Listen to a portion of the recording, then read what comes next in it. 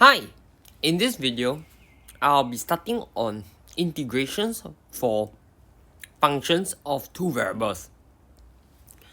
And really we'll take it step by step and we'll introduce a lot of examples along the way to help you understand now how integration goes in multivariable calculus. And really, it is not too far off as when you did it for one variable calculus as well. And now instead so in one variable, when you define integration, you draw like these mini strips of lines and rectangles, and then you just take the partition. So similarly, when you have a domain and now you just take a rectangle, and that rectangle will be defined by this Cartesian product of these two intervals, and then you divide this rectangle into many sub-rectangles. So it's like a small piece over here. Then you can see it in the picture. And then the function will be defined along this entire rectangle. And so you just need to take one sub-rectangle, and when this number of rectangles go infinitely large, then these sample points that you choose don't really matter already. So you can choose any of the sample points. And by doing so, you're really like taking an analogous and similar statement to when you were doing integral over interval. And so now with the rectangle, you choose a sample point and you project it into and then you put it through the function f. And then you got the f over there. And then you want to take this cylindrical volume. So then it's just times the change in area. And so the volume of this box or this cylinder is now given by f xy, which is your sample points, times the change in area. And when you add up all these cylinders and boxes together, then you get the result of the total volume of the function over the rectangle. And this approximation will get better as the number of rectangles increase. And so when you increase the number of rectangles and the width of the rectangle, so the length and width, to infinity, then you will get what is defined to be the integral. So it is the limit of this double sum. So that in one variable, you always just say integral is the limit of a sum. So now it is exactly the same thing, but of course it's a double sum, which you can of course just make it into one single notation sum, but it's more easier to understand the geometric meaning by putting this double sum. And so you really say that the integral over a rectangle of a function is, you put this double integral sign, and this is your domain, and then f xy dA, and the dA is like your change in area, and it's really this limit of a sum. And this only holds if the limit exists and it's the same for any choice of the sample points. There are some cases in much harder courses that of course you see that the limit may not exist, or it may not be well defined. And really then we will exclude those cases for this basic tutorial. And you need other forms of integration to help you do those questions. And when you want to define it over a general region now, you can do like the same thing, and you can cut up the rectangles, and you just choose the points on the graph of the rectangles that do not exceed this region. And so in order for the partition to approximate R well, the parts covered by the small rectangles lying outside must become negligible, as the norm of this partition equal to 0. So as the partition gets smaller and smaller. And really there is no problems with any boundaries as a result, and only usually curves that are like fractals will become problematic. But those are out of the discussion for this topic. So what you need to know is that you can define it over a general region, but it has some lying conditions, underlying conditions that will allow you to integrate it. Or else, if these conditions aren't fulfilled, and like, let's just take a general case in one variable. For example, your curve is discontinuous at many points, then the integral cannot be defined.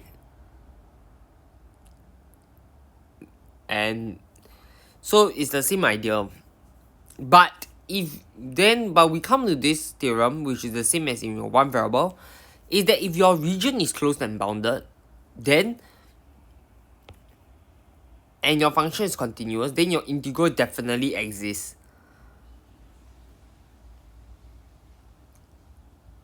And when you have that, you have the properties of linearity, where you can add integrals and scalar multiply integrals with a constant.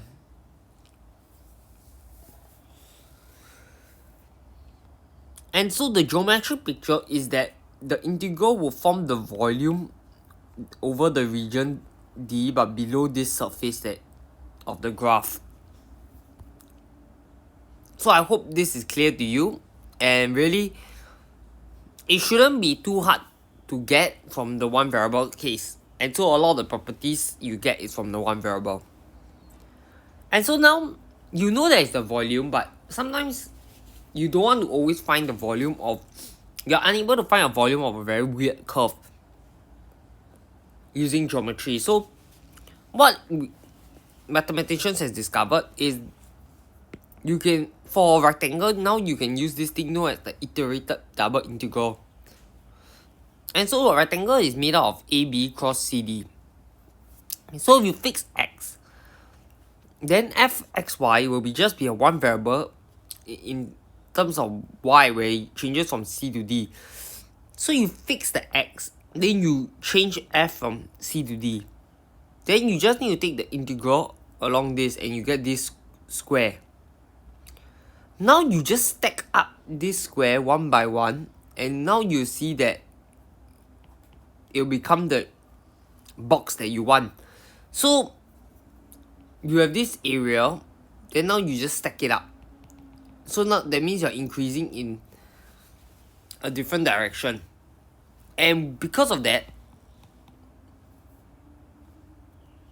when you do this for every x, that's the stacking part, your area function now is this. You just need to take the integral of this area function with respect to dx, and you're done. And this is really what is known as the iterated integral, where if you know a, b, and c, d are constants, then the integral of this equals to the integral of the outside of this entire inner integral, because this will now be a function in terms of x. So you first integrate with respect to x, then you integrate you first integrate with respect to y, then you integrate with respect to x. So you see the inside is dy, then the outside is dx. And similarly, you can do so if you understand this geometric picture, then you can know that you can choose a y first, then you integrate along this line, then you extend it upwards, or whichever direction. And so you can integrate with respect to x first, then integrate with respect to y. And with this geometric picture, it should be that the volume they calculate is the same, because they are integrating the same function over the same domain. And so this leaves us to show that there is this theorem known as Fubini's theorem, which says that the integral over a rectangular region equals to this double integral, and this double integral must equal to the other double integral when you switch the order of integration. And really, if you take a look at this example, we want to integrate it with respect to y first, then x. And the other case, we want to respect it to x first, then y. And we see that the values of the integral are equivalent. And if you take a look at this picture, the geometric understanding will show you why they are equivalent. So you take a slice with a fixed x parallel to the y-axis, then you get this area. Then now you just change this area throughout this region and you get this entire volume. And now if you cut it the other way, then you just need to change it along this and you get the volume. So it's really, the geometric picture will help you understand it. Of course, the rigorous proof, you can find it in the textbook. But what I really want to impart is the geometric understanding of this double integral. So this is Fubini's theorem of the first form. And in the next video, we'll actually see Fubini's theorem of the second form. Lastly, what I want to wrap up is understanding by going through more examples of the integration over multivariable, and slowly you'll be able to understand how to do it as well. And so we take a look at this example now, and it says that the volume of the solid S is bounded by the elliptical and the paraboloid. So this is the parabola and the planes. So you got the plane X, Y, and Z planes respectively. And as a result of this, you get this weird figure. And you want to calculate the volume. Well, you just need to take the integral over this region, which is 0 to 2, 0 to 2. So it's a constant, so you can just double integrate it. Then you take the function, which is 16 minus x squared minus 2y squared, and then you just integrate this. And you can see this is just integrating the inside first, so you get 16x minus x cubed over 3 minus 2y squared x. Because 2y squared is a constant with respect to x. Then you evaluate this at 0, 2 to get rid of all the x's. And then afterwards you integrate it with respect to y. And then you evaluate it at 0, 2 again. Which then you get the result of 48. So I hope that's clear.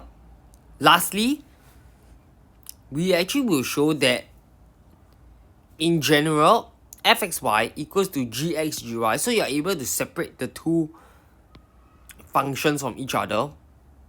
Then the double integral can be reduced to integrating over x and integrating over y separately, and then you just take the product.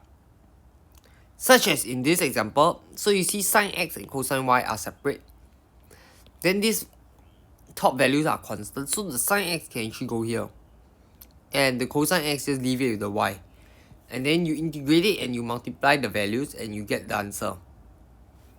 And really, why is that so? Is because when you integrate this sine x don't do anything, so it's like a constant. So you just pull it out over here. So it's like integral of sine x. Then you integrate this whole chunk, which is just cosine y. And this becomes a constant after you integrate and sum in the values. And then you just pull it out again. So this whole chunk is a constant, and so you can just pull it out separately. So there's some tricks that you should take note of when you're doing integral. That's all for this video. I hope you have enjoyed it, and I'll catch you in the next one. Bye!